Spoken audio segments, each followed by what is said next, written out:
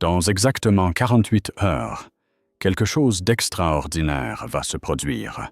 Un événement que la NASA prépare discrètement depuis un certain temps. Un objet voyageant à 220 000 km/h, venu d'un autre système stellaire, va passer à moins de 29 millions de kilomètres de Mars. Mais voici ce qu'on ne vous dit pas. Avi de Harvard vient de donner à cet objet une note de 6 sur 10 sur son échelle du potentiel de technologie extraterrestre. Cela représente 60% de confiance. Ce n'est pas naturel. Et quand vous verrez ce que des astronomes amateurs viennent de photographier, vous comprendrez pourquoi la communauté scientifique est en plein chaos. Car cet objet ne se comporte comme aucune comète que nous ayons jamais observée. Il libère du nickel pur, sans fer. C'est impossible dans la nature. Cela n'arrive que lors de procédés industriels. Sa composition chimique est 16 fois plus extrême que celle de n'importe quelle comète connue. Il est passé du rouge au vert en une seule nuit, et sa trajectoire n'a qu'une chance sur 500 d'être le fruit du hasard. Mais là où cela devient vraiment inquiétant, c'est que fin septembre, 3 Atlas disparaît derrière le Soleil pour 2 mois. Nous ne pourrons pas l'observer lors de son passage au plus près, le 30 octobre. Le suggère que cela pourrait être intentionnel, pour éviter d'être observé au moment où il serait le plus lumineux, ou lorsque quelque chose d'autre se produirait. Certains scientifiques pensent qu'il a peut-être déjà déployé des sondes précurseurs invisibles, trop petites pour être détectées par les télescopes terrestres, qui pourraient atteindre Mars pendant que tout le monde surveille l'objet principal. Plus de 227 observatoires à travers le monde ont suivi cet objet. Ils ont compilé plus de 4000 observations, et chaque donnée le rend encore plus étrange.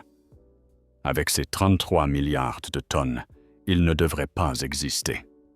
Les calculs ne tiennent pas. Nous aurions dû découvrir 100 000 objets plus petits avant de tomber sur quelque chose d'aussi massif. Alors, qu'est-ce que ce 3E Atlas au juste? Dans l'heure qui vient, je vais vous montrer chaque anomalie, chaque observation fuitée et toutes les théories que les scientifiques n'osent pas évoquer publiquement.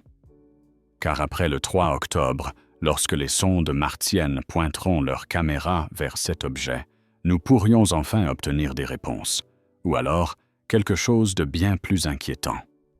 Si ce sujet vous fascine autant que moi, cliquez sur « J'aime », abonnez-vous, et dites-moi en commentaire d'où vous écoutez, quelle heure il est chez vous, et quelle est la chose la plus étrange qui vous soit jamais arrivée. Chapitre 1. La note choc de 6 sur 10 d'Avi. Avi vient de faire quelque chose qui secoue tout le monde dans le milieu de l'astronomie. Cet astrophysicien de Harvard, qui avait déjà suggéré en 2017 que Oumuamua pouvait être une technologie extraterrestre, vient de donner à 3I Atlas la note de 6 sur 10 pour son origine potentiellement technologique. Cela représente 60% de confiance que ce n'est pas naturel. Et avant de lever les yeux au ciel, comprenez bien ce qui lui a fait changer d'avis. Ce ne sont pas des spéculations. Ce sont des données du télescope spatial James Webb, du Very Large Telescope au Chili et de Hubble. Toutes révèlent des phénomènes qui ne devraient tout simplement pas exister. Le télescope Webb a observé 3I Atlas le 6 août et a découvert que son panache gazeux était composé à 95% de dioxyde de carbone et à seulement 5% d'eau. C'est 16 fois plus extrême que n'importe quelle comète connue à cette distance du Soleil. Les comètes sont censées être riches en eau. Celle-ci ne l'est pas. Ensuite, le VLT a détecté du nickel dans le panache. Des raies d'émission fortes et nettes. Mais voici le plus surprenant. Aucune trace de fer. Aucune. Dans toute l'histoire de l'observation des objets spatiaux, le nickel et le fer apparaissent toujours ensemble. Ils sont forgés ensemble dans les étoiles mourantes, expulsés ensemble lors des supernovas. Trouver du nickel sans fer, c'est comme trouver de la fumée sans feu. Cela n'arrive pas dans la nature, mais c'est monnaie courante dans l'industrie. Alliages de nickel de haute pureté, composants aérospatiaux. La signature correspond à une production industrielle, pas à des débris cosmiques, et la production de nickel augmente. Lors de la première détection en juillet, le taux d'émission était modeste. En août, il avait été multiplié par 25. Plus l'objet s'approche du Soleil, plus il vaporise de métal. Lebers a essuyé des critiques féroces, rien que pour avoir évoqué une explication extraterrestre. Jason Wright, de Penn State, a qualifié son travail de bâclé. Tom Statler, de la NASA, a déclaré que cela ressemble à une comète et se comporte comme une comète, mais aucun des deux n'explique la présence de nickel sans fer. Aucun ne s'attaque au ratio extrême de CO2, ni à la trajectoire qui n'a qu'une chance sur 500 d'être due au hasard. Lowe lui-même admet que son hypothèse technologique relève en grande partie de l'exercice intellectuel. Il affirme que l'explication la plus probable reste une comète naturelle, mais la plus probable ne veut pas dire certaine. Et avec une note de 6 sur 10, il estime qu'il y a 40% de chances que nous nous trompions sur toute la ligne. Le survol de Mars, prévu le 3 octobre, nous en dira plus. Si la caméra HIRI révèle un noyau de plus de 5 km, comme le suggèrent ses calculs de masse, alors l'explication naturelle s'effondre. Il n'y a tout simplement pas assez de matière rocheuse dans l'espace interstellaire pour fournir des objets de cette taille aussi fréquemment. Chapitre 2. La photo d'amateur qui a fait exploser Internet. Les réseaux sociaux s'enflamment autour d'un sujet que les astronomes professionnels n'osent pas aborder. Des astrophotographes amateurs partagent des images de Three Eye Atlas qui ne ressemblent pas à une comète. Au lieu de la lueur diffuse et floue attendue, certaines photos révèlent des structures, une géométrie, des contours nets qui ne devraient pas exister. Michael Jagger et Gerald Raymond, deux astronomes amateurs très respectés, ont capturé Three Eye Atlas lors de l'éclipse lunaire totale du 7 septembre depuis la Namibie. Les images montraient l'objet brillant d'un vert éclatant avec une nuance bleutée, manifestement riche en gaz et visible à la fois dans les filtres bleus et verts. Les astronomes professionnels ont reconnu la légitimité de ces images. Elles sont authentiques.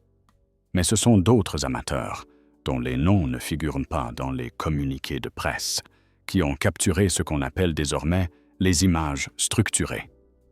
Des photos qui circulent sur Reddit, Twitter et les forums d'astronomie, montrant quelque chose de plus solide, de plus défini sous l'enveloppe gazeuse, quelque chose qui ressemble moins à un nuage diffus et davantage à un objet doté de contours. La réaction des professionnels, le silence ou un rejet immédiat. Lorsqu'on les pousse à s'expliquer, ils évoquent le flou de mouvement, des artefacts d'exposition, des problèmes de suivi du télescope. Autant de préoccupations techniquement valables lorsqu'on photographie des objets rapides, des milliers de fois plus faibles que ce que l'œil nu peut percevoir. Les traînées et distorsions sont des problèmes courants. Mais c'est là que cela devient fascinant. Le télescope de l'enquête Atlas, qui a découvert Three Atlas, ne fait que 50 cm de diamètre. C'est la taille d'un instrument d'astronome amateur. Les passionnés les mieux équipés disposent de matériel équivalent, voire supérieur. Alors, quand quelqu'un doté d'un équipement similaire capture une structure inhabituelle, pourquoi ce rejet automatique sans même chercher à enquêter? Sur les subreddits d'astronomie de Reddit, les débats sont enflammés. Les utilisateurs comparent les images côte à côte. Certaines montrent l'apparence classique d'une comète, avec une chevelure en formation et une queue pâle. D'autres présentent des aspects bien plus difficiles à expliquer. Des noyaux compacts, des formes irrégulières, des motifs de pixels qui ne correspondent pas au profil classique de diffusion des étoiles ou des comètes. La moitié des commentateurs craignent à l'erreur de traitement d'image. L'autre moitié exige qu'un professionnel reproduise les observations avec du matériel de pointe pour vérifier ou infirmer. Mais cela n'arrive pas. À la place, des astronomes professionnels interviennent dans les discussions pour discréditer, sans jamais proposer de vérifier eux-mêmes. Une image qui circule largement sur X montre ce qui semble être un noyau plus compact, moins diffus que celui capturé par Hubble. L'amateur affirme l'avoir prise avec un télescope Schmidt-Cassegrain de 35 cm, en empilant 50 expositions individuelles. Une pratique standard pour l'imagerie du ciel profond. Les astronomes professionnels invoquent aussitôt la turbulence atmosphérique, la dérive du suivi, l'aberration chromatique, tout ce qui pourrait expliquer l'anomalie. Mais aucun ne propose de pointer un télescope plus grand vers les mêmes coordonnées. Aucun n'offre d'aider à vérifier l'observation, juste des rejets. Voilà ce qui rend la situation étrange. L'image du télescope spatial Hubble, prise le 21 juillet, montrait un cocon de poussière en forme de goutte, avec une lueur s'étendant devant l'objet, en direction du Soleil. Ce sont des données officielles de la NASA, et cela contredisait déjà les attentes. Les queues de comètes sont censées s'étirer à l'arrière, repoussées par le vent solaire et la pression de radiation. Celle-ci pointait vers l'avant. Les astronomes professionnels ont qualifié cela d'intéressant, de déroutant, digne d'étude. Mais lorsque les amateurs observent des étrangetés à la même période, on parle d'erreur utilisateur. Puis Gemini South a capturé le 27 août les premières images d'une véritable queue antisolaire s'étirant derrière l'objet. Donc, entre juillet et août, quelque chose a changé. Soit 3 Atlas a commencé à se comporter comme une comète traditionnelle, soit notre angle de vue a suffisamment évolué pour révéler ce qui était déjà là. La plupart des photos amateurs signalant des structures inhabituelles ont été prises dans cette fenêtre de juillet à août, au moment où l'objet se comportait le moins comme une comète, alors même que les observations professionnelles montraient des anomalies. Et voici un autre élément qui ne reçoit pas l'attention qu'il mérite. Le télescope spatial infrarouge Spherex de la NASA a observé 3 Atlas début août et l'a vu comme une source ponctuelle. Pas de coma étendu, pas de queue, juste un point lumineux. Ce n'est pas du tout l'apparence habituelle d'une comète en infrarouge. Normalement, on observe une émission diffuse provenant du gaz et de la poussière chauffée, mais Spherex n'a rien détecté de tel, juste un point brillant. On commence donc à discerner un schéma. Les professionnels constatent des anomalies qu'ils n'arrivent pas à expliquer complètement. Les amateurs, eux, relèvent aussi des anomalies, mais on les écarte en les accusant d'incompétence. Pourtant, tous photographient le même objet, au même moment étrange, alors qu'il ne se comporte pas comme une comète. Les sondes Mars Express et ExoMars Trace Gas Orbiter de l'Agence spatiale européenne photographieront 3I Atlas le 3 octobre, à l'aide de caméras conçues pour imager la surface martienne à seulement quelques centaines de kilomètres de distance. Cette fois, elles viseront un objet situé à 30 millions de kilomètres. L'ESA a déjà prévenu qu'il ne fallait pas s'attendre à des images spectaculaires. L'objet ne représentera même pas un pixel sur leur caméra. Mais si les amateurs avaient vu quelque chose de réel, et s'il existait une structure sous le gaz, Il est possible que les observations d'octobre ne permettent pas non plus de la distinguer. Il nous faudrait peut-être un instrument plus proche, doté d'équipements plus performants, braqué directement sur cet objet, sans interférence atmosphérique. La vérité, c'est que nous avançons à l'aveugle, ou presque. Les télescopes professionnels disposent d'un temps d'observation limité et de planning très précis. Les amateurs, eux, ont plus de flexibilité, mais un matériel moins sophistiqué. Et quelque part, dans cet écart, il se passe quelque chose d'inhabituel que ni les uns ni les autres ne veulent vraiment reconnaître. Car si les amateurs ont raison, s'il existe une structure qui ne correspond pas à la morphologie naturelle d'une comète, alors il ne s'agit plus d'artefacts d'imagerie. Il s'agirait de remettre en question tout ce que nous pensions savoir sur les visiteurs interstellaires. Chapitre 3. La rencontre martienne du 3 octobre. Ce qu'on ne vous dit pas. Dans 2 jours, 3 Atlas passera à moins de 29 millions de kilomètres de Mars. Cela semble être une distance sûre, mais voici ce que personne ne mentionne. La distance minimale d'intersection orbitale, c'est-à-dire la plus petite distance entre la trajectoire complète de l'objet autour du Soleil et celle de Mars, n'est que de 2,7 millions de kilomètres. Avib a qualifié cela d'ajustement remarquablement précis. Quand un physicien de Harvard emploie ces mots, il faut prêter attention. La caméra HiRISE à bord de la sonde Mars Reconnaissance Orbiter photographiera 3I Atlas avec une résolution de 30 km par pixel le 3 octobre.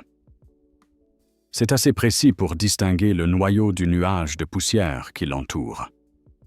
Suffisamment précis pour mesurer la surface réelle réfléchissant la lumière du Soleil, et assez précis pour confirmer si cet objet mesure vraiment 5 km de diamètre, comme le suggèrent les derniers calculs de masse de Loe.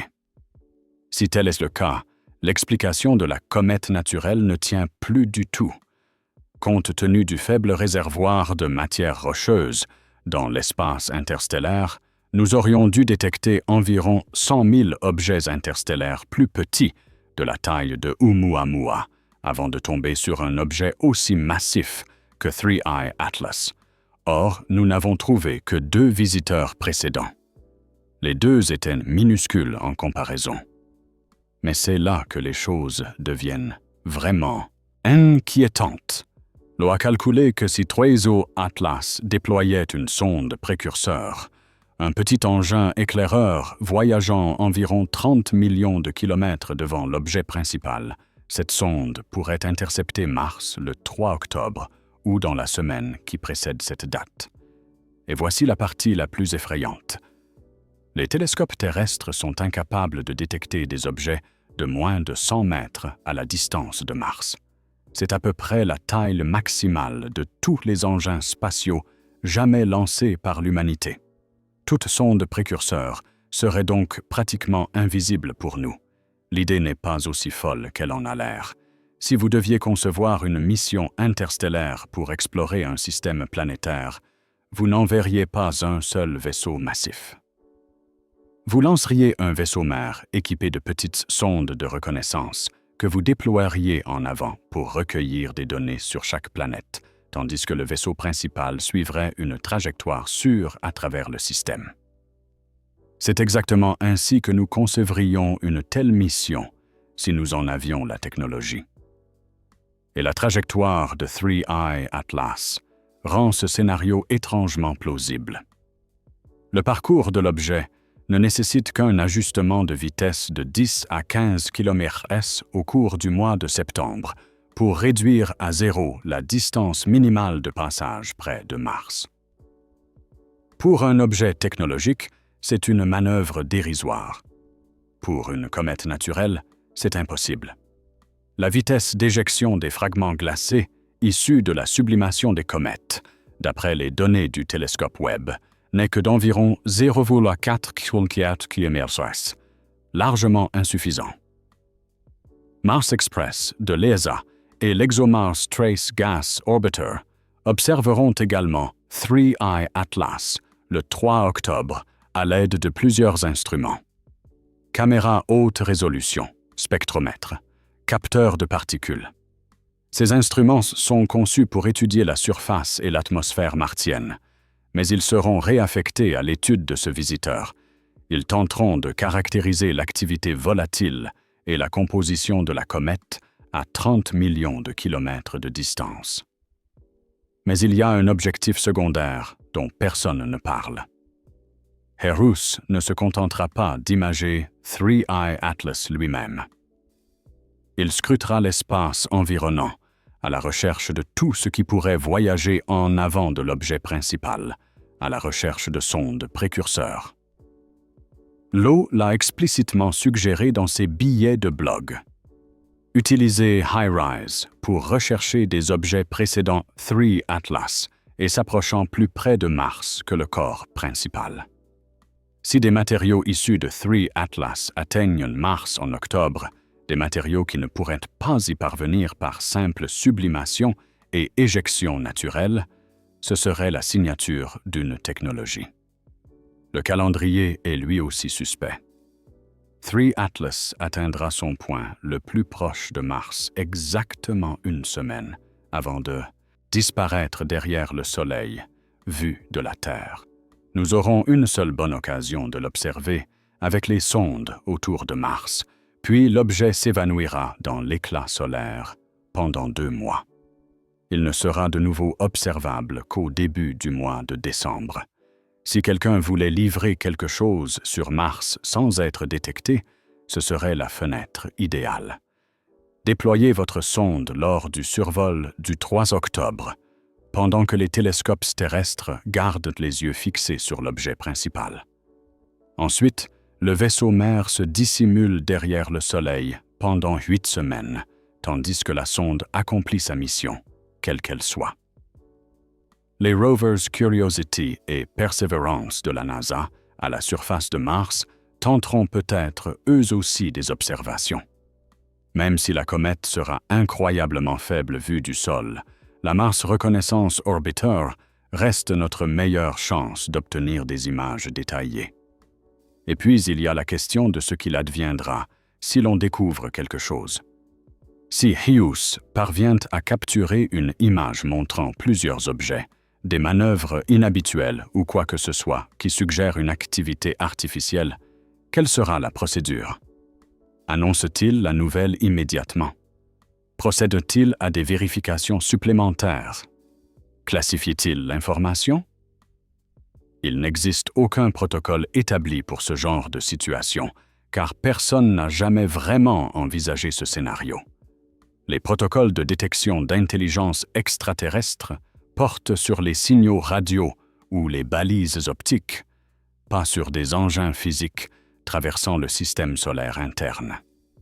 Dans 24 heures, nous saurons si les astronomes amateurs ont réellement vu quelque chose. Nous saurons si la signature de nickel sans fer signifie ce que LOE pense qu'elle signifie. Nous saurons si cette distance minimale d'intersection d'orbite de 2,7 millions de kilomètres relevait du hasard, d'un dessein, ou si nous verrons simplement un noyau cométaire parfaitement banal, conforme à une formation naturelle, et toutes les spéculations s'effondreront dans la gêne. Mais quoi qu'il arrive, le 3 octobre 2025 pourrait bien entrer dans les livres d'histoire. Le jour où nous aurons confirmé que 3 Atlas est une comète interstellaire exotique mais naturelle, ou bien le jour où tout aura basculé. Chapitre 4. La bombe du nickel sans fer. Le Very Large Telescope au Chili vient de détecter quelque chose qui ne devrait pas exister dans la nature. Entre la fin juillet et la fin août 2025, des observations spectroscopiques ont révélé la présence d'atomes de nickel neutre s'échappant de 3I Atlas, de fortes raies d'émission à plusieurs longueurs d'onde. Des signatures claires et sans ambiguïté du nickel en train de sublimer à la surface de l'objet à mesure qu'il s'approche du Soleil. mais aucun fer, pas la moindre trace. Zéro ray d'émission à aucune des longueurs d'onde où le fer devrait apparaître. Laissez-moi vous expliquer pourquoi c'est absolument stupéfiant. Le nickel et le fer sont des jumeaux cosmiques. Ils sont forgés ensemble lors des mêmes réactions nucléaires au cœur des étoiles massives. Quand ces étoiles explosent en supernova, nickel et fer sont expulsés ensemble dans l'espace. Ils se condensent ensemble en grains de poussière. Ils se retrouvent ensemble dans les astéroïdes et les comètes. Dans chaque roche spatiale, jamais analysée par l'humanité, qu'il s'agisse de météorites tombées sur Terre ou d'échantillons rapportés par des missions, nickel et fer apparaissent dans des proportions prévisibles. Trouver l'un sans l'autre reviendrait à trouver de l'hydrogène sans protons. Cela viole la chimie fondamentale du fonctionnement de l'univers. L'équipe du VLT, dirigée par des chercheurs sans aucun lien avec les affirmations plus controversées d'Avi, a publié ses résultats en tirant des conclusions soigneusement formulées. Ils suggèrent que le nickel pourrait provenir de composés de nickel carbonyle, des molécules qui pourraient théoriquement exister dans des environnements interstellaires extrêmement froids. Ces composés sont volatiles. Ils se décomposent sous l'effet de la lumière ultraviolette, libérant du nickel et du monoxyde de carbone.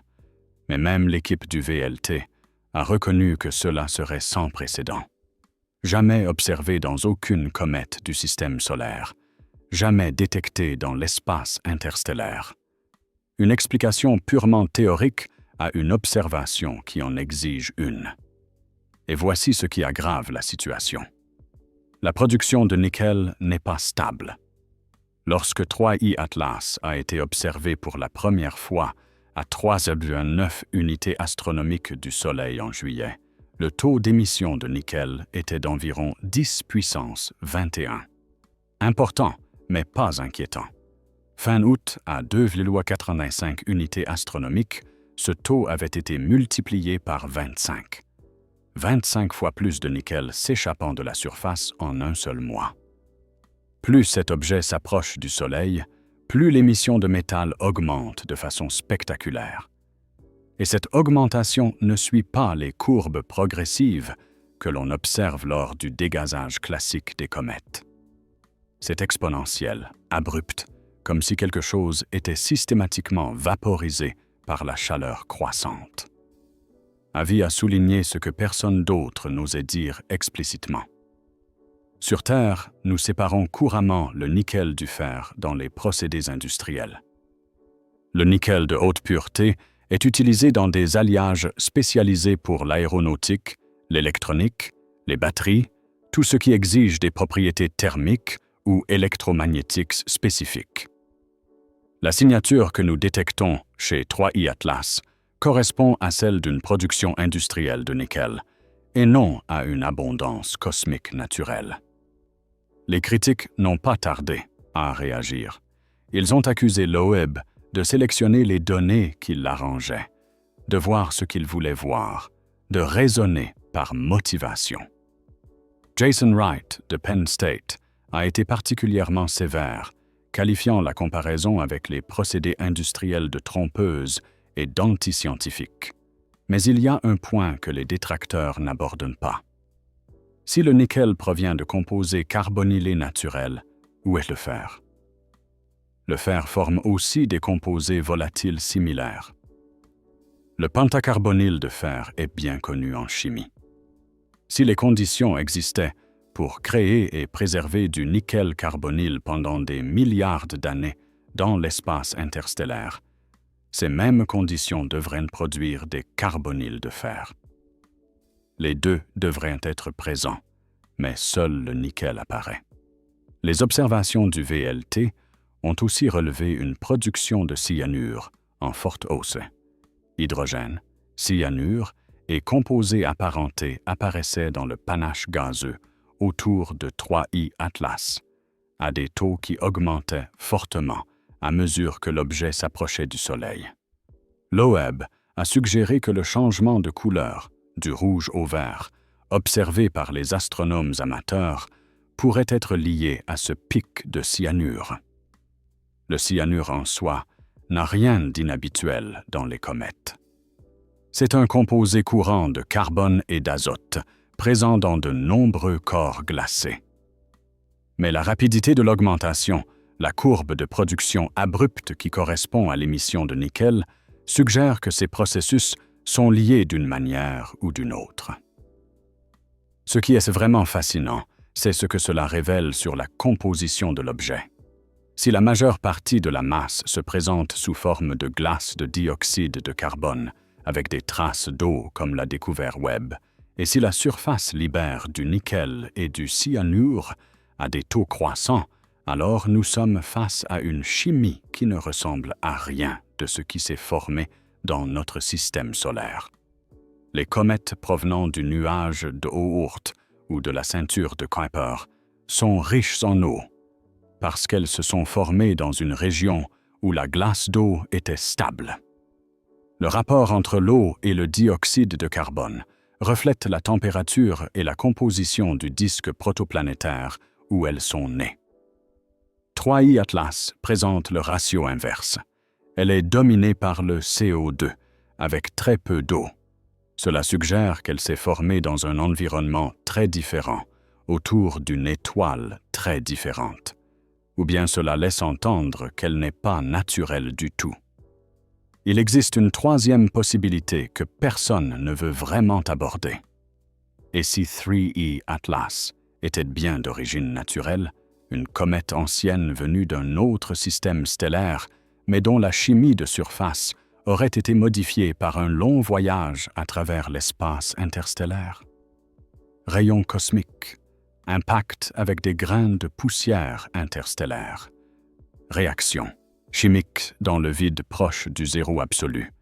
7 milliards d'années d'exposition pourraient provoquer des changements étranges dans la composition de surface.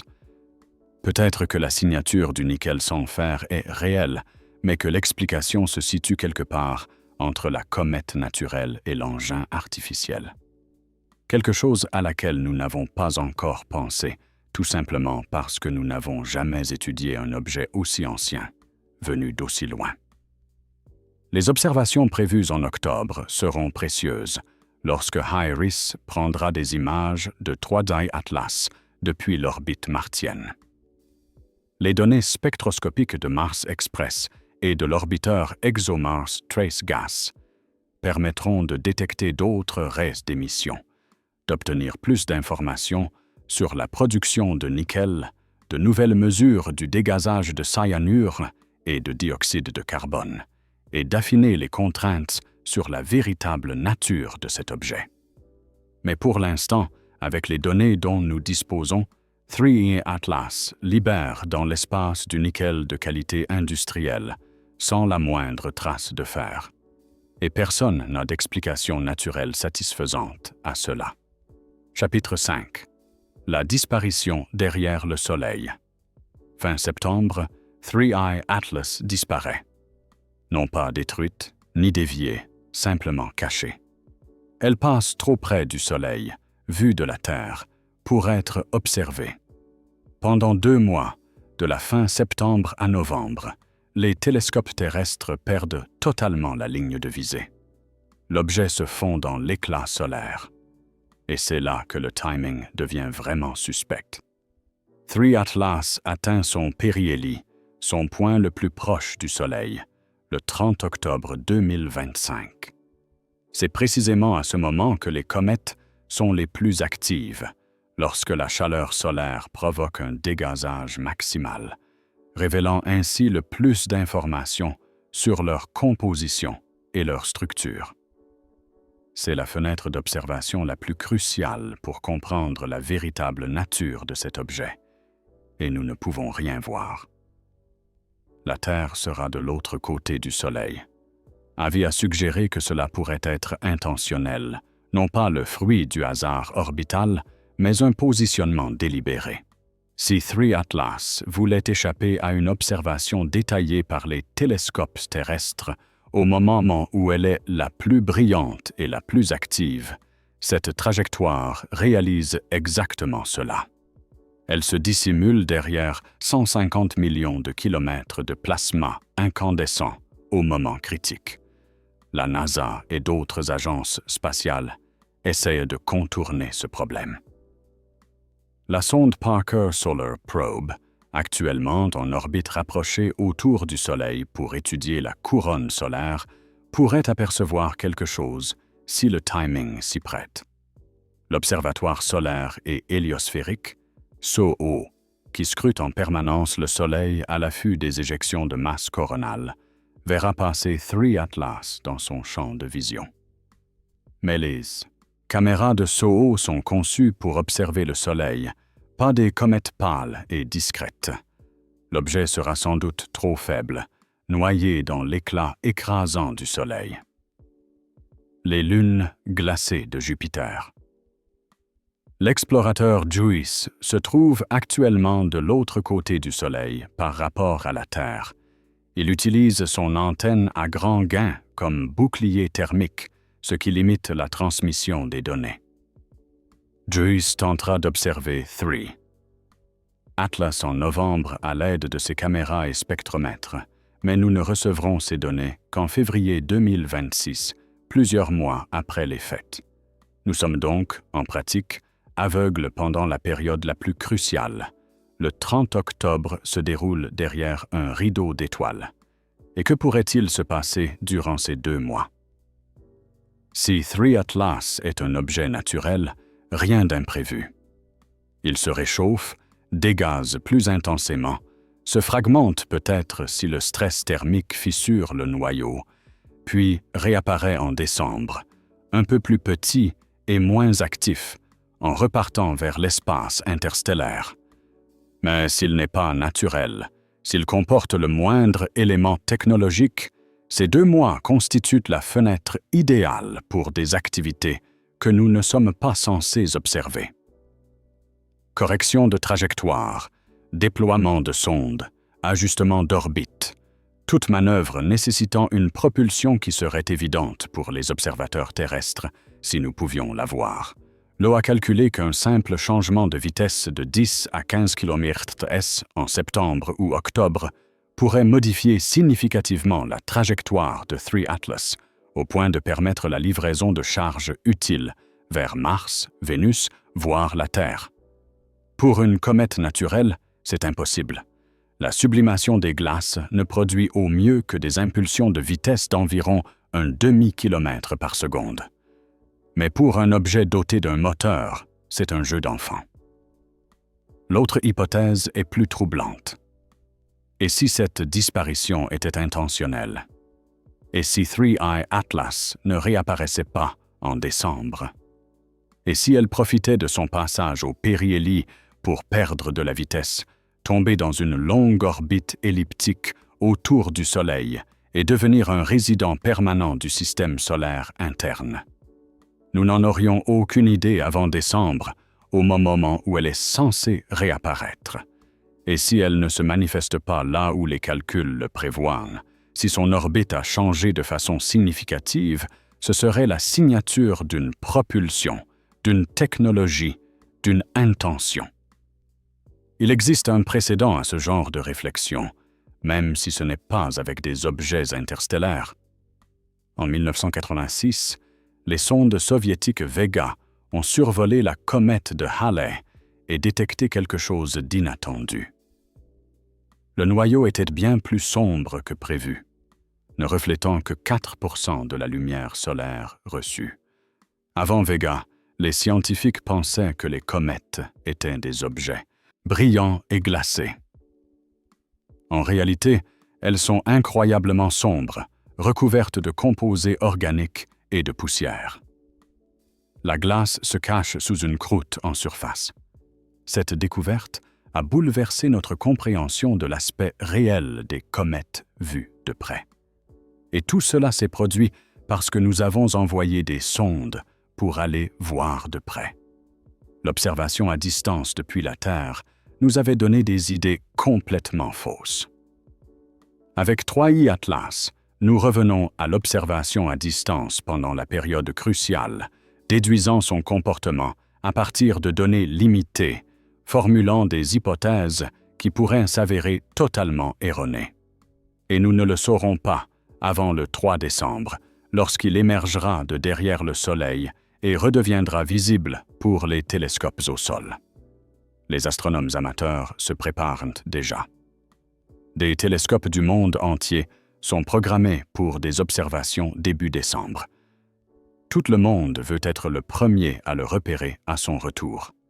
Tout le monde veut voir s'il a changé d'aspect, si son niveau d'activité a évolué, si sa trajectoire correspond aux prévisions.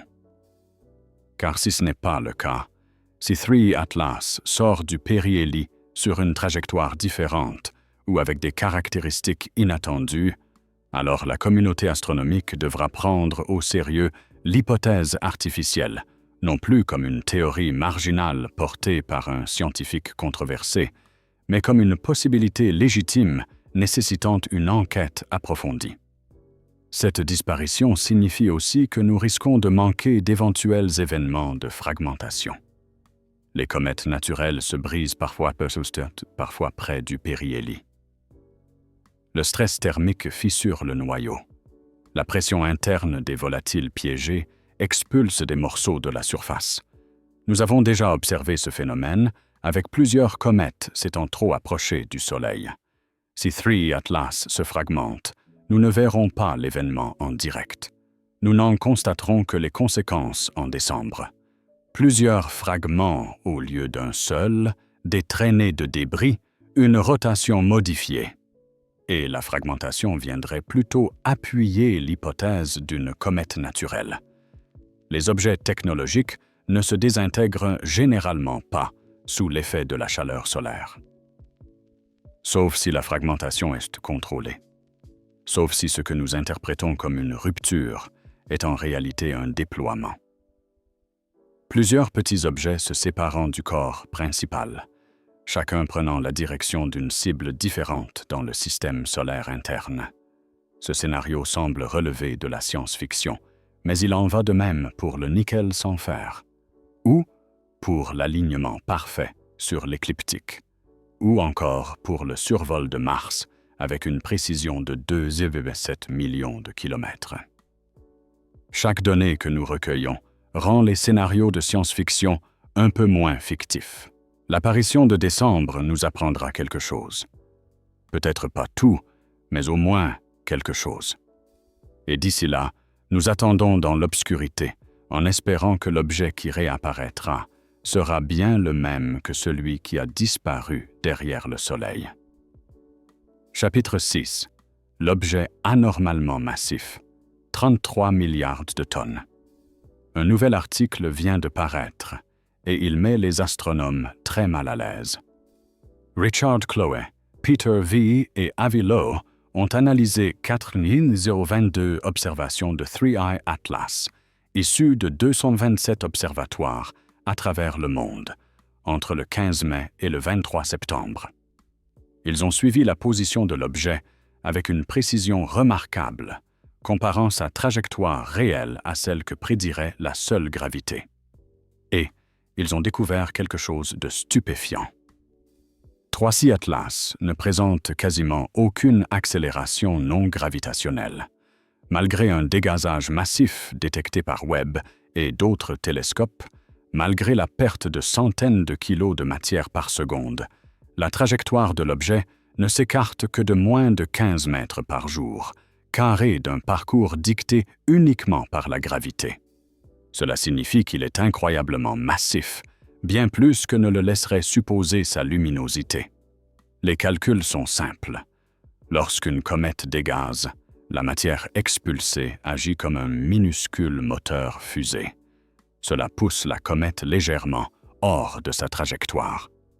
L'ampleur de cette déviation dépend de la quantité de masse expulsée et de la masse totale de la comète.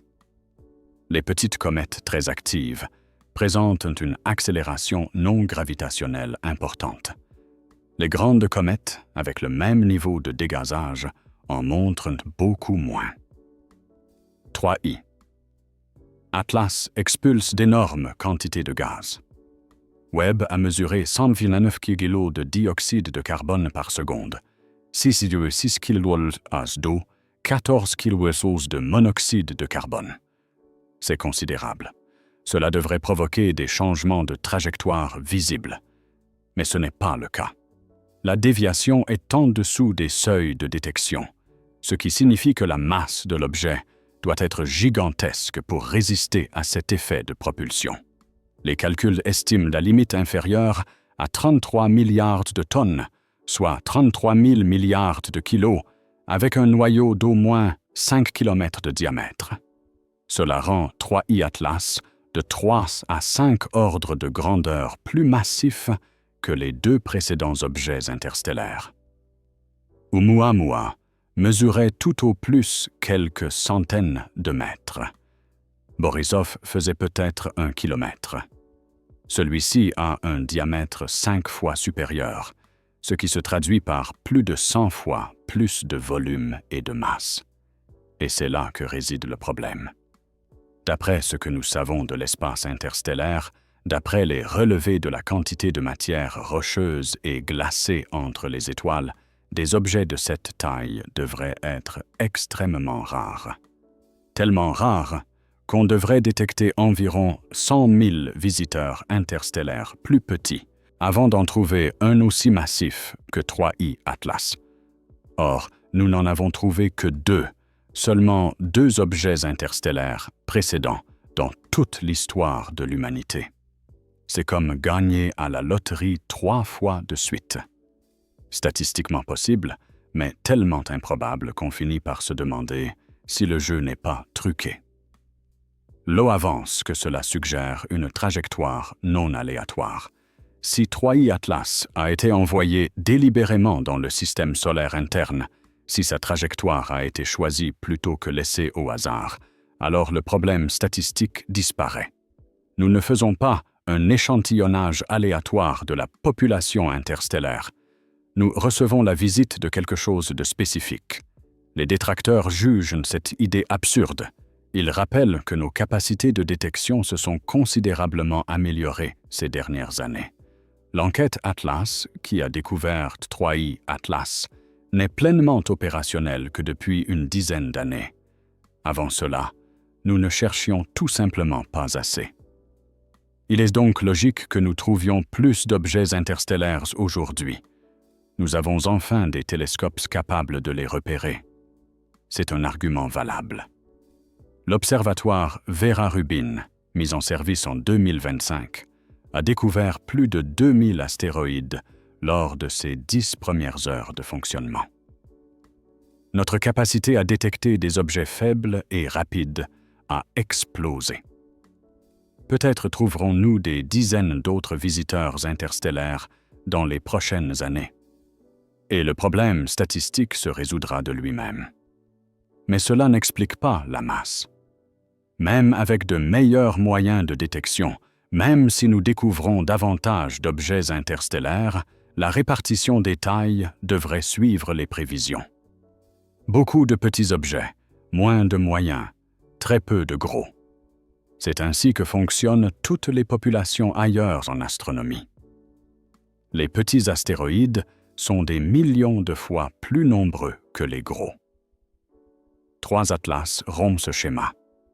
C'est de loin le plus grand que nous ayons découvert, et cela avant même d'avoir recensé les milliers de petits objets qui devraient pourtant être bien plus courants.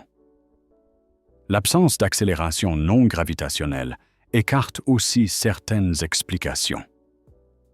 Certains scientifiques ont suggéré que 3 Atlas pourraient être un amas de débris faiblement liés, maintenus ensemble par une gravité très faible.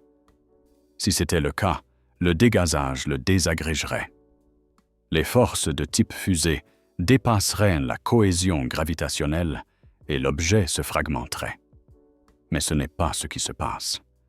Il reste intact malgré une perte de masse importante.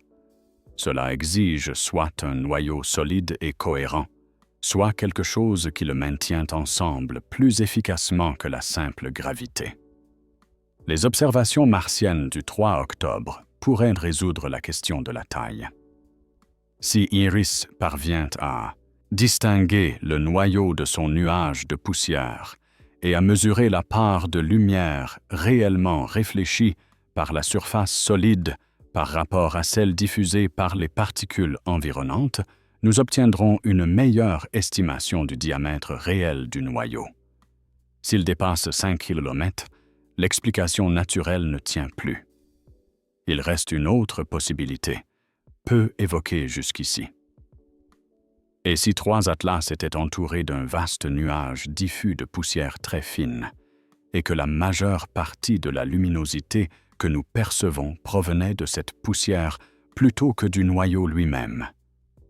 Dans ce cas, le noyau pourrait être bien plus petit et les calculs de masse seraient erronés. Mais Webb et Spherex ont observé en infrarouge. L'infrarouge traverse la poussière pour révéler les surfaces solides en dessous.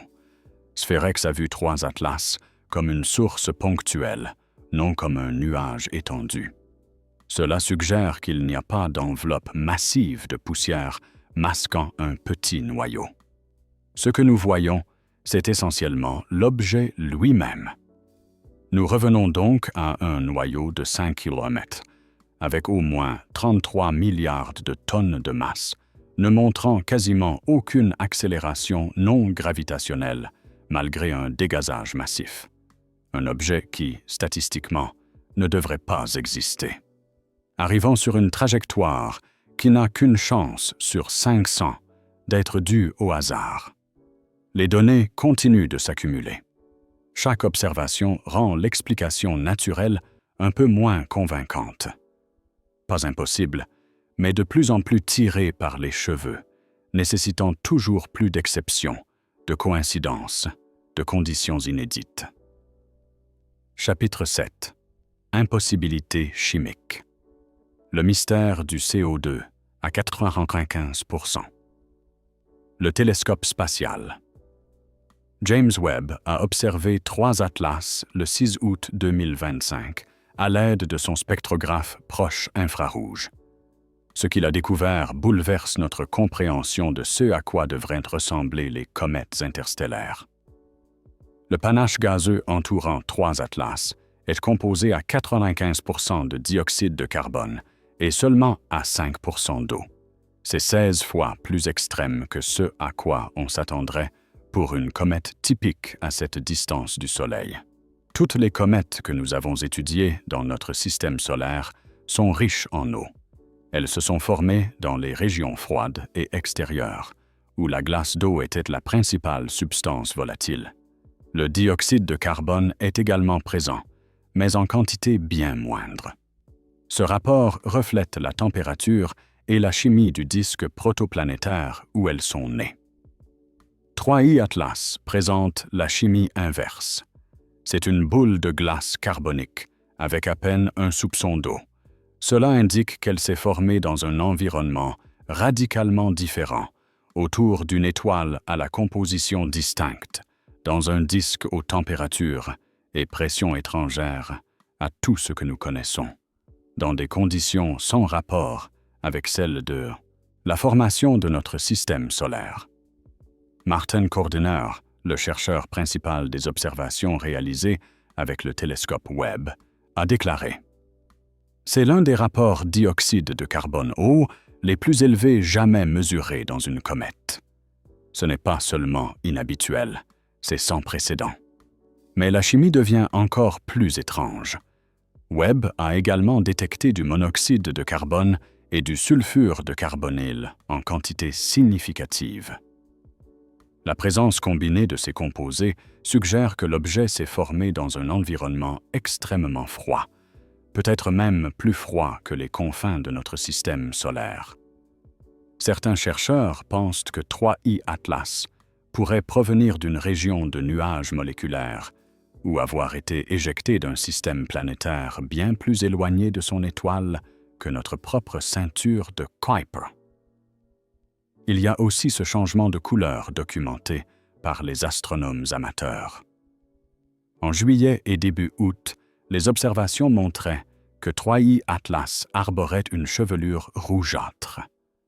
Cette teinte indique généralement la présence de composés organiques, des molécules de carbone complexes qui absorbent la lumière bleue et réfléchissent le rouge. Rien d'inhabituel pour une comète.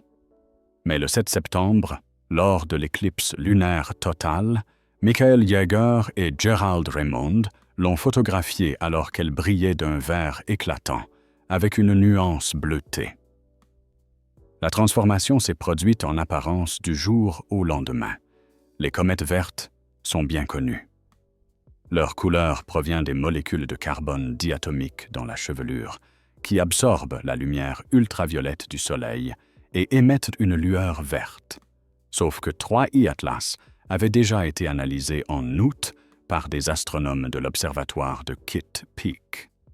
Ils ont découvert qu'il s'agissait de l'une des comètes les plus pauvres en chaîne carbonée jamais observées. Elle contenait des concentrations extrêmement faibles de carbone diatomique, précisément la molécule responsable de la couleur verte des comètes. Alors, comment une comète presque dépourvue de carbone diatomique peut-elle soudainement briller d'un vert intense?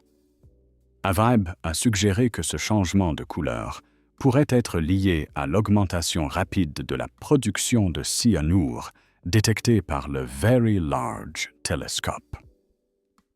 Les composés cyanènes peuvent également produire des teintes verdâtres dans certaines conditions. Mais cela soulève une autre question. Pourquoi la production de cyanure augmente-t-elle de façon aussi spectaculaire?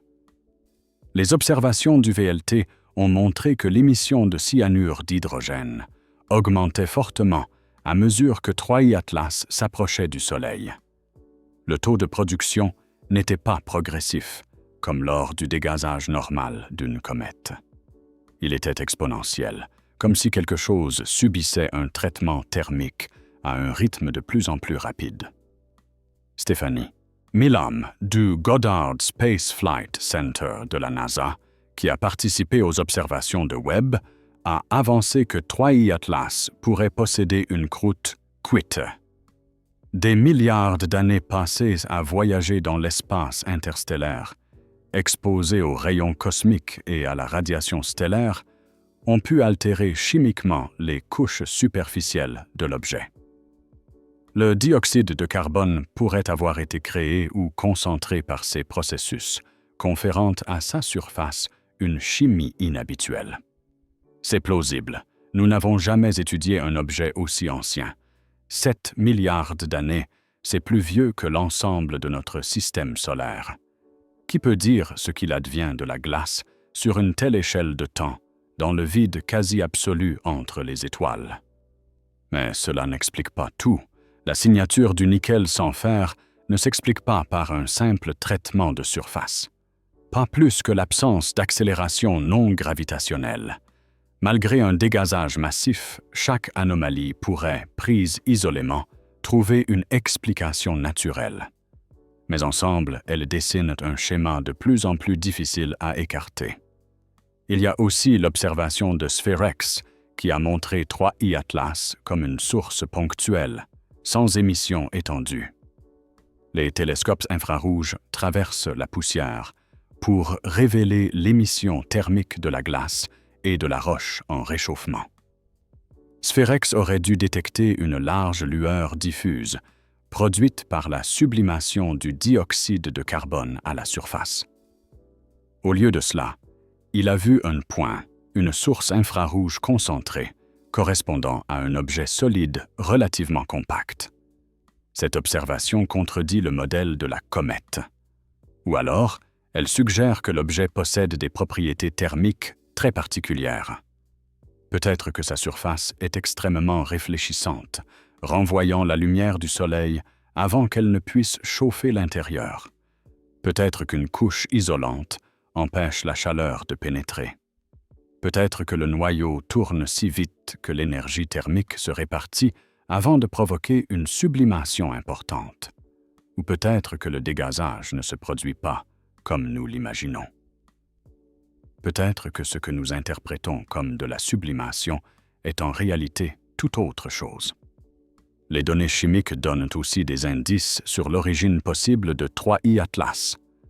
Sa faible teneur en métaux, sa richesse en hydrogène et en glace suggèrent qu'il provient d'une région de la galaxie où la formation stellaire a eu lieu très tôt. Le disque épais de la Voie lactée, peuplé d'étoiles anciennes, pauvres en éléments lourds. Les modèles situent son origine entre 7 et 11 milliards d'années, ce qui en ferait une relique d'une époque où notre galaxie était très différente. Si 3I Atlas est naturel, c'est une capsule temporelle de la galaxie primitive, un fragment de glace primordial portant des signatures chimiques datant de milliards d'années avant l'apparition de la Terre.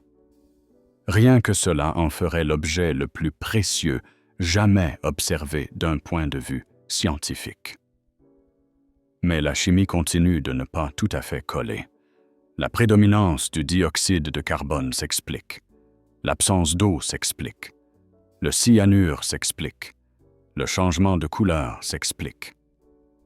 Chaque élément possède une explication naturelle possible qui exige d'étirer un peu nos modèles, mais sans les briser. C'est l'ensemble qui pose problème. C'est la combinaison de toutes ces anomalies réunies dans un même objet. C'est l'improbabilité statistique que ce jeu précis de caractéristiques apparaissent ensemble par hasard. Novembre et décembre apporteront de nouvelles données. Lorsque 3I Atlas émergera de derrière le Soleil, les télescopes au sol capteront de nouveaux spectres, davantage de raies d'émission, plus de signatures chimiques, plus de contraintes sur la composition. Et en comparant la chimie préparienne à la chimie post-parienne, nous saurons si le chauffage solaire a modifié quelque chose de fondamental dans le comportement de cet objet. Chapitre 8. L'antiqueux qui ne devrait pas exister. Le télescope spatial Hubble a pris l'image la plus haute résolution de 3 Atlas le 21 juillet 2025. Ce qu'il a révélé allait à l'encontre des principes fondamentaux de la physique des comètes. L'image montrait un cocon de poussière en forme de goutte d'eau, mais la lueur s'étirait vers l'avant de l'objet, en direction du Soleil. Il n'y avait aucune queue distincte s'étirant derrière, dans la direction opposée au Soleil. C'était à l'envers. Les queues de comètes sont repoussées loin du Soleil par le vent solaire et la pression de radiation. La queue devrait toujours pointer à l'opposé du Soleil, créant l'aspect effilé vers l'arrière que nous associons aux comètes. Mais 3I Atlas avait son côté lumineux tourné vers l'avant, en direction du Soleil, sans queue évidente derrière lui. Javlob et son collègue Eric Cato ont publié le seul article scientifique tentant d'expliquer cette antiqueux. Ils ont suggéré que la lueur en avant pouvait être due à des particules de poussière repoussées devant le noyau par un processus interne, mais ils reconnaissaient eux-mêmes que ce n'était qu'une hypothèse. Il n'existe aucun mécanisme clair qui pourrait produire un nuage de poussière pointant vers l'avant sur une comète naturelle. D'autres astronomes ont tout simplement rejeté l'observation. Selon eux, la lueur n'était pas une antiqueux, mais un simple effet de flou dû au suivi de l'objet rapide par Hubble. Le télescope suivait 3I Atlas dans son déplacement à travers l'espace, ce qui faisait apparaître les étoiles de fond comme des traînées sur l'image. Peut-être que la lueur en avant n'était qu'un artefact de ce mouvement de suivi. Mais les équipes de traitement d'images de Hubble savent parfaitement corriger ces effets. Les traînées sont évidentes sur l'image. La lueur en avant, elle, n'est pas une traînée. C'est une zone distincte de luminosité accrue, avec une structure bien définie. Si ce n'était qu'un artefact de suivi, cela ressemblerait aux traînées stellaires. Ce n'est pas le cas. Puis, à la fin du mois d'août, le télescope Gemini Sud a capturé de nouvelles images grâce à son spectrographe multi-objets. Et soudain, 3 Atlas s'est doté d'une véritable queue, une faible queue en forme de goutte d'eau dans la direction opposée au Soleil, exactement là où une queue de comète devrait se trouver. Entre le 21 juillet et le 27 août, quelque chose a donc changé. Soit l'objet s'est mis à se comporter comme une comète normale, soit notre angle de vue a suffisamment évolué pour révéler ce qui était déjà là, mais masqué par le nuage de poussière. L'image de Hubble en juillet a été prise alors que 3I Atlas se trouvait à environ 4 unités astronomiques du Soleil. Celle de Gemini en août à environ 2,6 unités astronomiques. Plus près du Soleil, cela signifie plus de chauffage solaire, plus de dégazage et potentiellement plus de production de poussière. Il est plausible que la queue ne se soit tout simplement pas encore formée en juillet et qu'elle soit apparue plus tard, à mesure que l'activité augmentait. Mais cela n'explique pas la lueur en avant. Les comètes ordinaires n'ont pas de halo lumineux pointant vers le Soleil. Elles possèdent des chevelures, des nuages sphériques de gaz et de poussière entourant le noyau. La chevelure peut être plus brillante du côté exposé au Soleil, là où la sublimation est la plus intense, mais elle ne devrait pas créer une lueur directionnelle en avant du mouvement de l'objet. Un autre détail de l'image de Hubble intrigue. Le cocon de poussière s'étend sur environ 3000 km autour de 3I Atlas. L'eau a calculé que si le noyau mesure 10 km de diamètre, la densité de poussière à 3000 km serait diluée d'un facteur 90 000 par rapport à sa densité près de la surface. C'est une chute énorme pour que cette poussière diluée reste suffisamment brillante pour être détectée par Hubble. Soit une quantité colossale de poussière est produite, soit les particules de poussière sont exceptionnellement réfléchissantes, soit il y a quelque chose d'inhabituel dans la géométrie de diffusion. Les images de Gemini ont également révélé des variations de couleurs. Différents filtres de longueur d'onde ont mis en évidence des structures différentes. En ultraviolet, l'objet paraissait plus compact. En rouge et en infrarouge, le nuage de poussière était plus étendu. Cela correspond aux propriétés normales de diffusion de la poussière. Les particules plus petites diffusent mieux la lumière bleue, tandis que les plus grosses diffusent davantage la lumière rouge. Mais cela signifie aussi que la distribution de la taille des grains de poussière n'est pas uniforme. Il existe une population de très petites particules proches du noyau et de plus grosses particules plus éloignées. Ce schéma de distribution pourrait nous renseigner sur la façon dont la poussière est éjectée. Les petites particules se déplacent rapidement, les plus grosses plus lentement. Un comportement typique des comètes, sauf que la période de rotation complique les choses. Les observations ont montré que 3I Atlas tourne sur lui-même toutes les 16 heures. C'est relativement lent pour un petit objet. Un noyau de 10 km de diamètre, effectuant une rotation toutes les 16 heures, n'a qu'une vitesse de surface d'environ 1 mètre à l'équateur. Ce n'est pas assez rapide pour projeter des particules de poussière dans l'espace par force centrifuge. La poussière doit donc être éjectée par la pression des jets issus de la sublimation.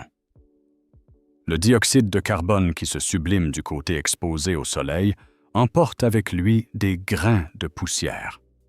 Mais l'analyse de l'image de Hubble suggère que les particules de poussière se déplacent à environ 20 000 lieues. C'est bien plus rapide que la vitesse de rotation, mais cohérent avec une expulsion par les gaz issus de la sublimation. Et c'est là que cela devient intéressant. Si la poussière est éjectée à 20 000 tastos par le dégazage du dioxyde de carbone, et si l'objet perd 129 kJ de dioxyde de carbone, comme l'a mesuré Webb, alors le taux de production de poussière devrait être conséquent, probablement plusieurs tonnes. Une telle quantité de poussière devrait créer une queue très visible, une traînée lumineuse et étendue perceptible sur les images des télescopes professionnels.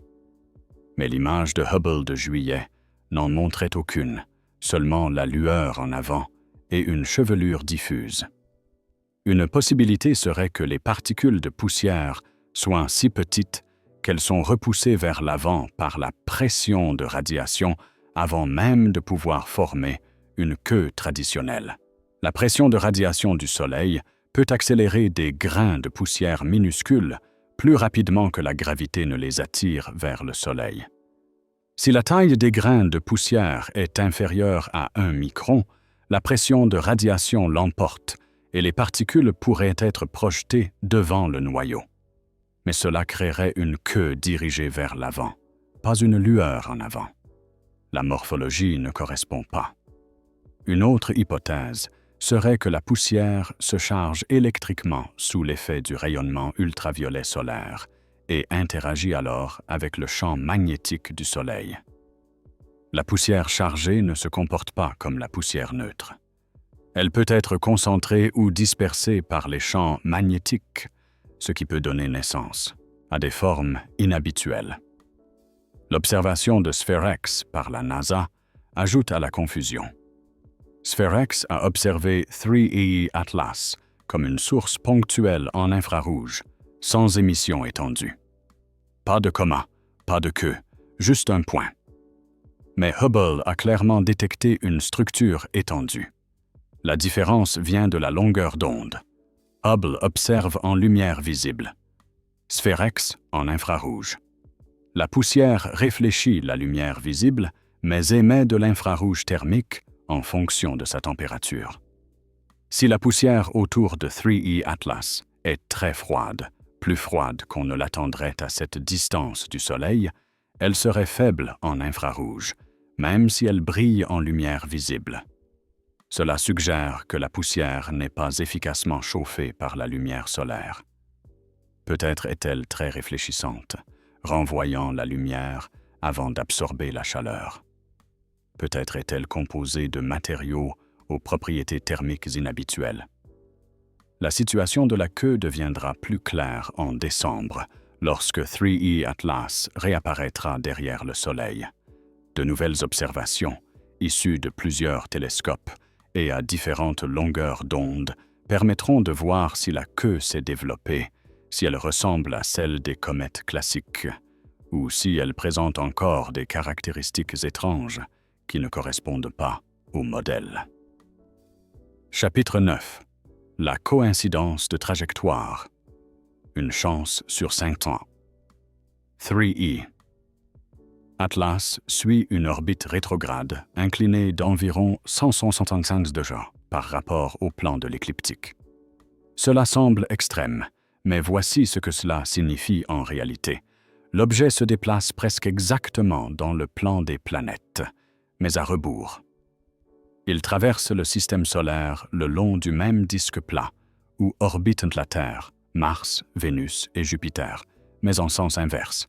La probabilité que cela se produise au hasard, 1 sur 500. La plupart des objets entrant dans le système solaire depuis l'espace interstellaire devraient arriver de directions aléatoires. L'espace est tridimensionnel. Il n'y a pas d'orientation privilégiée.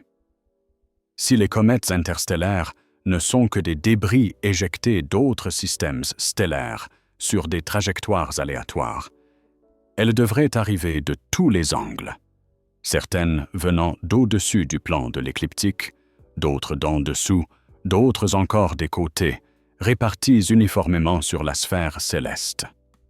Mais 3E Atlas est arrivé presque parfaitement aligné avec les orbites planétaires, à seulement 5 jours du plan de l'écliptique. Ce n'est pas impossible, mais c'est hautement improbable. Et il n'y a pas que l'inclinaison. La trajectoire de 3E Atlas la rapproche de plusieurs planètes. Elle passera à moins de 30 millions de kilomètres de Mars le 3 octobre. Elle s'approchera également de Vénus à une distance raisonnable. Et en mars 2026, elle frôlera Jupiter à seulement 54 millions de kilomètres. Pris individuellement, aucun de ces rapprochements n'a rien d'extraordinaire. L'espace est vaste. De nombreuses orbites effleurent les planètes sans qu'on les ait délibérément dirigées vers elles.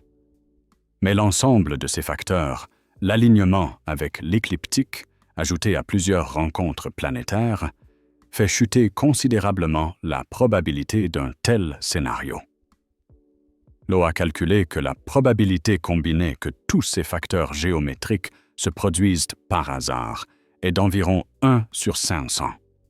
Ce n'est pas impossible, mais c'est suffisamment suspect pour justifier l'examen d'explications non aléatoires. Si 3I Atlas avait été envoyé délibérément pour explorer le système solaire interne, on choisirait justement une trajectoire passant près des planètes majeures. On viserait l'alignement avec le plan de l'écliptique, car c'est là que se concentrent les phénomènes intéressants. Toutes les planètes rocheuses, la plupart des lunes, la ceinture d'astéroïdes, les régions où la vie pourrait potentiellement exister. Une sonde d'exploration suivrait naturellement ce type de géométrie. Les sceptiques avancent qu'il s'agit d'un biais de sélection. Si nous remarquons 3E Atlas, c'est uniquement parce qu'elle est passée suffisamment près pour être détectée. Il pourrait y avoir des centaines d'objets interstellaires traversant les confins du système solaire sur des trajectoires aléatoires que nous ne voyons jamais car ils sont trop éloignés et trop faibles. Ceux que nous détectons sont forcément ceux qui s'approchent du Soleil et de la Terre. C'est un argument valable. Nos capacités de détection sont fortement biaisées en faveur des objets qui traversent le système solaire interne, là où nos télescopes sont concentrés.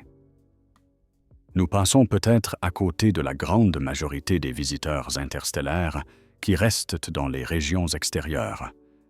Mais cela n'explique pas l'alignement particulier. Même parmi les objets qui passent près du Soleil, la plupart ne seraient pas alignés avec l'écliptique. La majorité aurait une forte inclinaison, traversant le plan des planètes à des angles abrupts. Le fait que 3E Atlas soit presque coplanaire avec les planètes est inhabituel, même au sein du sous-ensemble d'objets que nous sommes capables de détecter. Il y a un autre aspect intéressant concernant la trajectoire. 3I. Atlas suit une orbite hyperbolique, avec une excentricité d'environ 6,16. Cela signifie qu'elle se déplace bien au-delà de la vitesse de libération. Elle n'est pas liée gravitationnellement au Soleil. Elle vient de l'espace interstellaire et y retournera. Mais il est possible de reconstituer sa trajectoire à rebours. En faisant tourner les équations de la mécanique orbitale en sens inverse, les astronomes peuvent estimer d'où vient 3E Atlas à l'origine.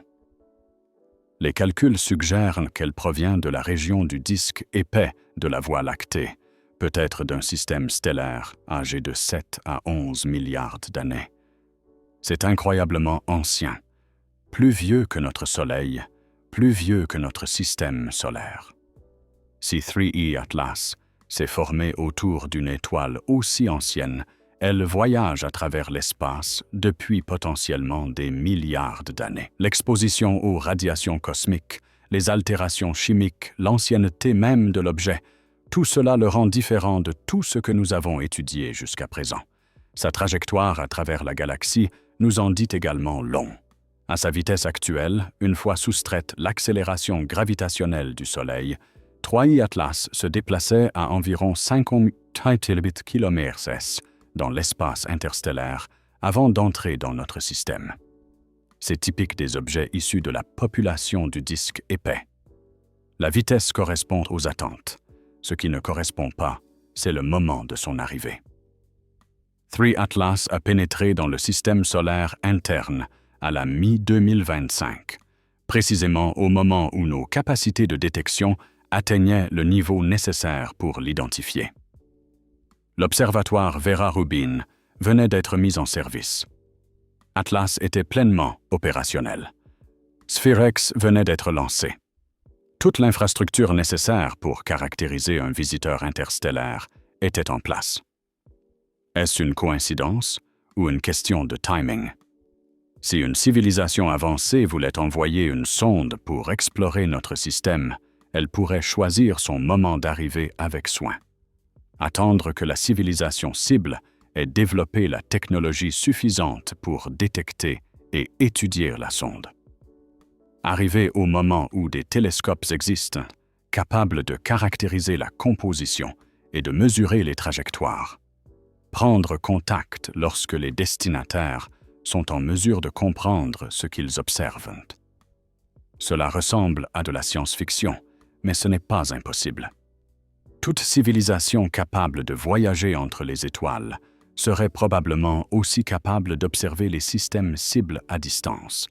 Elle pourrait surveiller les signatures technologiques, les émissions radio, l'éclairage artificiel, la pollution atmosphérique, tous signes indiquant qu'une civilisation a franchi un certain seuil de développement. La Terre émet des signaux radio depuis plus d'un siècle. Nos signatures technologiques sont visibles pour des observateurs extérieurs depuis des décennies. Si 3i Atlas a été envoyé en réponse à la détection de ces signatures, le timing prend tout son sens. Bien sûr, cela suppose d'accepter que le voyage interstellaire soit réalisable, qu'une civilisation ait trouvé le moyen d'envoyer des objets à travers des années-lumière d'espace, qu'elle ait choisi d'en envoyer un ici, qu'elle l'ait déguisé en comète. Cela fait beaucoup d'hypothèses, mais la trajectoire reste improbable. Une chance sur 500, parfaitement alignée sur le plan des planètes. Des passages rapprochés de plusieurs mondes, arrivant exactement au moment où nous développons la capacité de l'étudier correctement. La rencontre de Mars 2026 avec Jupiter sera décisive. Si 3 Atlas maintient la trajectoire prévue, passant à la distance attendue de Jupiter sans déviation, cela appuiera l'explication naturelle. Les orbites régies uniquement par la gravité sont prévisibles, sans surprise.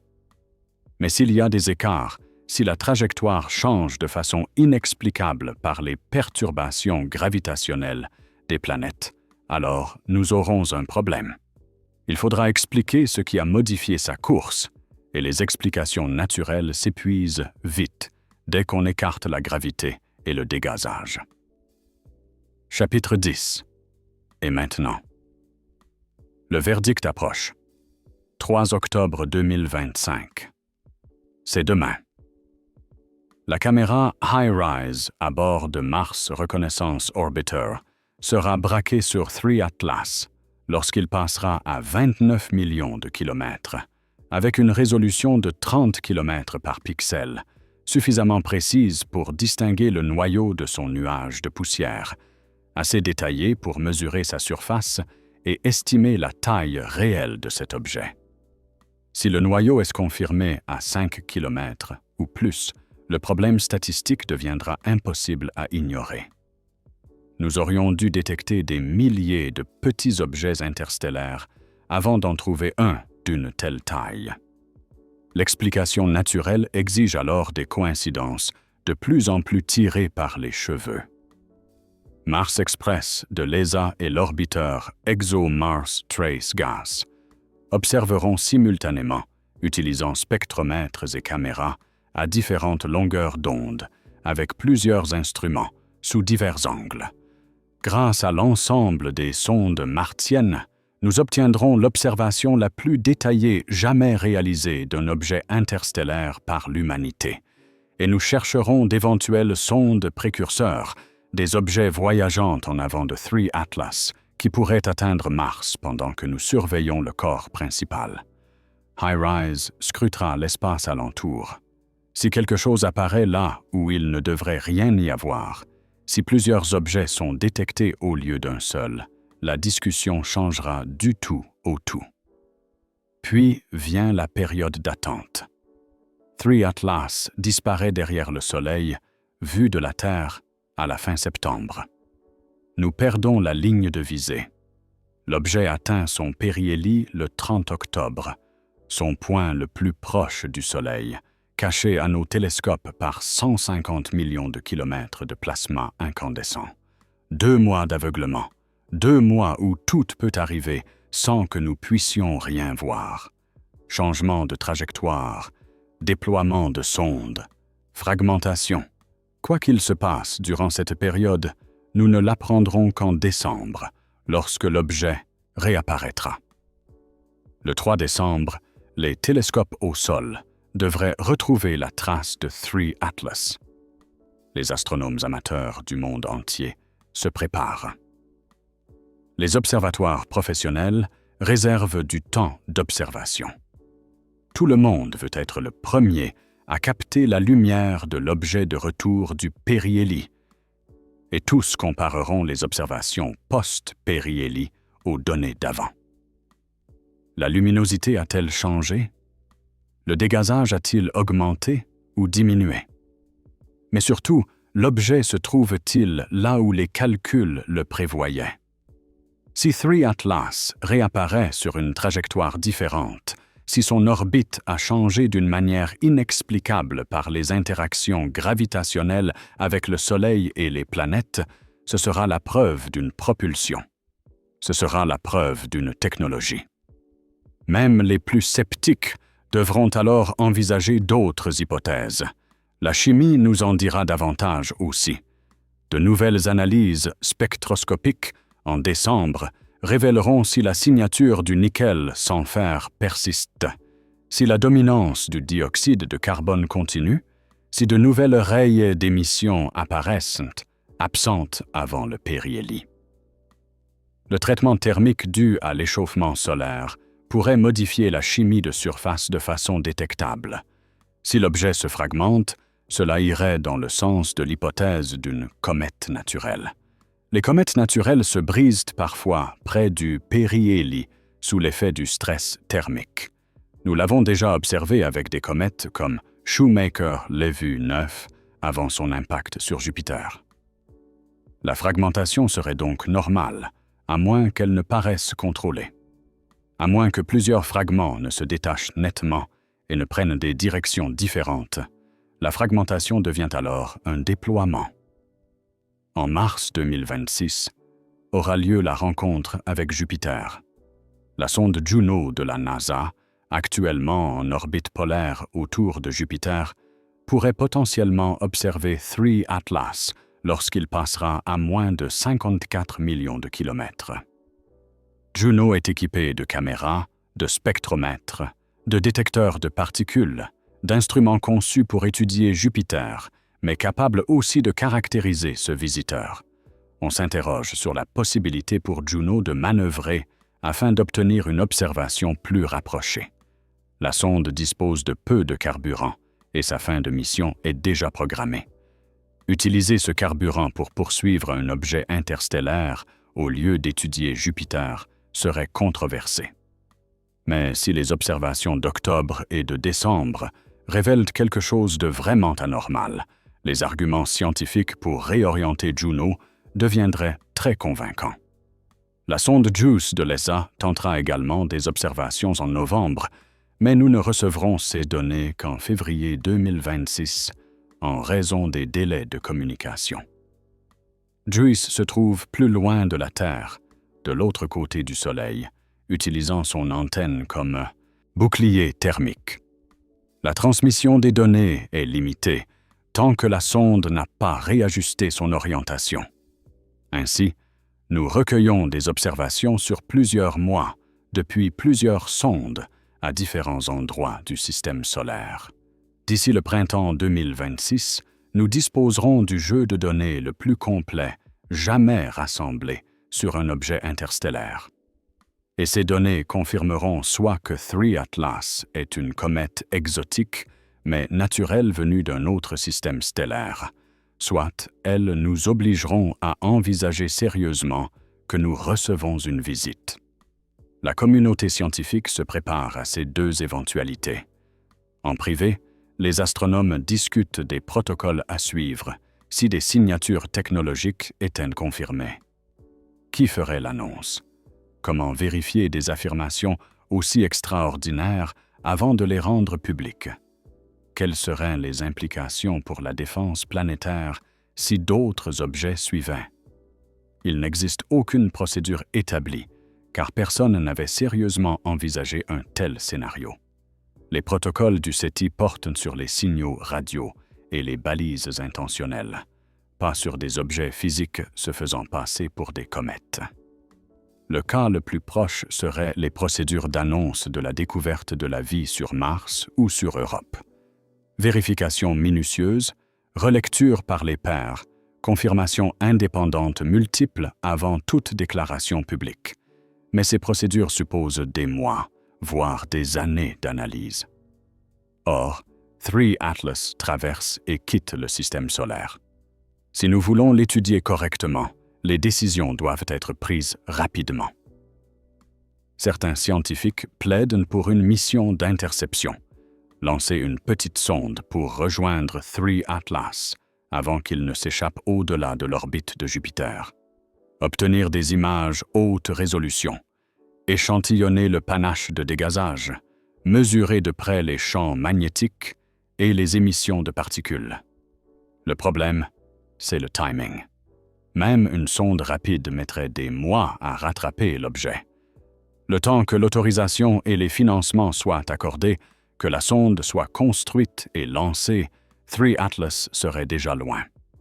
Les objets interstellaires se déplacent vite. Les opportunités se comptent en semaines, pas en années. C'est ce qui rend la fenêtre d'octobre à Mars si cruciale. C'est notre chance, notre unique chance de recueillir des données sur le 3e visiteur interstellaire confirmé avant qu'il ne disparaisse à nouveau dans le vide entre les étoiles. Après Mars, il sera trop éloigné et trop faible pour permettre des observations détaillées. Nous le regarderons s'évanouir au loin. Nous extrairons la moindre information possible des observations que nous aurons pu collecter, puis nous attendrons. Attendre de voir si notre analyse révèle des explications naturelles à toutes les anomalies. Attendre de voir si d'autres objets interstellaires arrivent avec des caractéristiques similaires. Attendre de voir si le problème statistique se résout ou s'aggrave. Et nous nous poserons des questions, même si les données finissent par soutenir une origine naturelle, même si chaque anomalie trouve une explication conventionnelle, nous continuerons à nous interroger, car 60% de probabilité de technologie signifie 40% de probabilité de naturel, et 40%, ce n'est pas rien. L'univers nous a déjà surpris. Les trous noirs, l'énergie noire, les exoplanètes, les ondes gravitationnelles. Chaque découverte a révélé des phénomènes que nous n'avions pas prévus et que nous comprenons à peine. 3 Atlas pourrait bien être une nouvelle surprise. Quelque chose de naturel, mais si inhabituel, si inattendu, que cela remet en question nos modèles et nous oblige à élargir notre conception de ce qui est possible. Ou alors, ce sera peut-être la plus grande découverte de l'histoire humaine. Le premier contact confirmé avec une technologie venue d'ailleurs, la preuve que nous ne sommes pas seuls, la certitude que d'autres civilisations existent et que certaines d'entre elles ont atteint la capacité de voyager entre les étoiles. Nous le saurons bientôt. Les données arrivent.